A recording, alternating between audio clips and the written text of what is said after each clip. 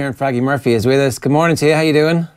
Hi, Ger. How's it going? Yeah, pretty good. There's nothing like back-to-back to make a team feel self-confident about itself. At what point did you realise that this group had something very special about them?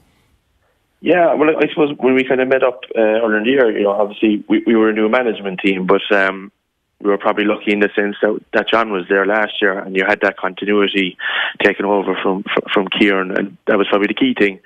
And probably in the first number of weeks when we kind of met, there was a bit of kind of feeling each other out, and I suppose the players were kind of maybe a bit concerned that we might change things drastically or anything like that. But I think once they kind of saw that we were just going to keep the continuity from last year, you could see the group really gelling and bonding together, and you kind of knew at that stage then, that we were in good shape, and we were kind of hoping that we'd have a positive season. Anthony Daly was pointing out in his piece in the Examiner that you have a lot of leaders throughout the team, and it was particularly evident when the team was struggling a little bit, 8 points down, that a few key people, Harnedy in particular, I think he calls the ball on himself. Nash hits him with the puck out, and the goal comes off it. But it is that sense of this is a team who have a lot of players who've been around a long time, but they're not just players with experience. They are players now who are stepping up and deciding that it's their team and it's their time. Yeah, certainly. I think when you look throughout our season, really, I suppose, we had a kind of an interesting league campaign since we had a lot of injuries. We were looking to kind of develop players. We found ourselves in a relegation final playing at home, under a lot of pressure. And the lads kind of came through that task. We faced into the Munster campaign then, and you were 9 points up against Tip, and 10 minutes to go, it's level, and the lads steadied the ship, and in fairness, they were able to pull it out. And the same against Limerick. Limerick went 3 points up. We brought it back and gave ourselves a chance. And I suppose throughout the campaign, the one thing that's been consistent is that when the kind of questions have been asked of the players, and tough challenges have been put in front of them, the lads have stood up and delivered, and that's probably the most satisfying thing from a management point of view. How do you influence that? How do you make sure that happens? And what do you put that ability down to? To be honest, a lot of it is player-led. The one thing I'd say about this group is they're hungry. They want to achieve, they want to progress, and they want to learn. It's probably the one thing that this team has really kind of grown over the last few years is their ability to kind of react to difficult situations.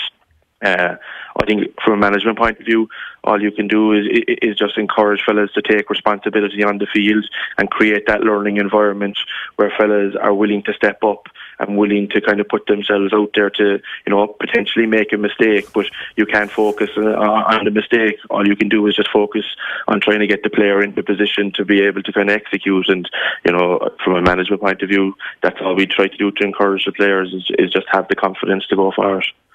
One of the things we were chatting about yesterday, Kieran, in the show was just in terms of the specifics when it comes to the weekend's win over Clare was the situation regarding John Conlon and the management approach to that situation when things weren't going so well for Damien Cahalane on Conlon. And the fact that you moved Damien Cahalane just off him, you didn't substitute him, you didn't take him off, and Cahalane subsequently had an excellent game to conclude the match. Is that something you put a lot of thought into? Because the knee-jerk reaction, of course, will be to just hook the fella straight away as soon as it seems that he's having a poor game. But it seems that you've got more of an ability to chill out a little bit more and just see the brunt of the situation through. Yeah, well, I suppose in a scenario like that, you really need to evaluate the whole position. And the one thing that was happening in the first 20 minutes is Clare were kind of outplaying us all over the field. And in Damien's defence, the quality of ball that was going into John Conlon was the issue rather than kind of Damien being the issue. John Conlon got the ball maybe 2 or 3 times out in front of him and took him on, and Damien kept him on the outside, which was great defending. John Conlon is playing the hurling of his life. He's an incredible player, and he's a fantastic guy as well on top of it. And there was once or twice where Damien kept him on the outside, and John hit the ball over the shoulder off his left hand side. And as a defender, you're asking Damien to do that, and then you're just hoping that John Conlon's going to hit a wide under pressure. We probably needed to just tweak it slightly, in the sense, we put Colm over just to try and give a bit of support there, but we also needed to put more pressure on the ball out the field to try and cut out the quality of ball that was going in, because even when Colm went over on him for the next 5 minutes, there was still one or two decent balls that went in, and John Conlon got a free off Colm and stuff like that, with the quality of ball that was going into John the last day, and in his rich vein of form, it was really unmarkable. What's your role in all that, Kieran? How much of that, as somebody who knows that side of the game so well, are you kind of having that conversation with, and how are those conversations in the white heat of a Munster final on the sideline? What's that like, and what is your role in all that? Yeah, well, I suppose the one thing we've done as a management team is we've grown. I suppose we've had a lot of interesting situations throughout the Munster campaign, so it's helped us. I suppose the one thing we have is we've kind of trusted each other, and obviously you, John, as he kept telling you last night, he's 61 and he's so old and all that, but he does bring that experience. And then you've Donald O'Mahony, he's deputy principal up in Christians, and he's had a lot of campaigns with them in the Harty, and he brings a lot of experience and a lot of calmness. And like Sean Barry's there, and the kind of unofficial selector. Then Dr. Con is there as well too, who's always a calming influence. I suppose our kind of process is, we discuss it. I'm the mayor foreigner then, and we make our decision, and I go out then and communicate the changes to the lads and try and get the message across. What's that like for you? It can be difficult at times, because you're trying to watch and you're trying to evaluate the game. You're trying to make decisions, that aren't rash, but you're trying to evaluate the whole position. I suppose my job then is to try and get onto the field when you're allowed on, which can be a challenge as well too at times, with the fourth official kind of shouting at you and stuff like that. But it can be difficult in the sense that when you're running on to the pitch and trying to deliver the message to the lads, you're really missing maybe a kind of a minute or two of the play and stuff like that. And sometimes, you can miss one or two kind of little small things. So you're relying on the likes of Donald and Sean when you come back to the sideline to kind of fill you in on anything that happened or any incidents that went on. So when you're running onto the pitch with the water bottle, obviously to relay some tactical instruction as well, is it mostly you, what you're seeing? Are you having long conversations with John, and then John is basically telling you what message to relay? Or if you see something in an instant, are you getting in there immediately to relay the message that's going through your own brain? Yeah, we have that flexibility. I suppose the one thing that that John does with the team, and he does with the management team, is he trusts you, and he says, look, if you see something, just go do it. Obviously it needs to tie back into kind of our game plan and our structure. But more than, normally the kind of process really would be that you'd have the discussion with Donald, Sean, John and Dr. Con, and then we'd agree to step and agree the message, and I'd take off then. You mentioned structure there. Obviously, the team that you were part of that won All Ireland medals was one of the first teams in hurling history that had a proper structure that everybody could kind of look at and diagnose straight away, and most teams could do nothing about it. And then for a large portion of the last decade or so, it's kind of been a mix of styles. It seems as if the current team has kind of almost taken all the good stuff from your era, got rid of some of the bad stuff from the last decade, and kind of arrived at the perfect hybrid now for the group of players that you have. How do you describe the structure? What style of hurling are you playing at the moment? I think we're just basically just playing kind of fast hurling, with a lot of movement and support play. To be honest, there's not a whole pile kind of to it really. It's just the style that suits the players. I think when you look across the team, all the lads have fantastic hurling ability. There's good speed in the team. There's a few kind of, we'll say, ball winners then kind of, in there as well too. But the main kind of focus on the team is kind of touch speed and movement, and that's our kind of key strengths, and that's what you try and focus on, and that's what you try and develop.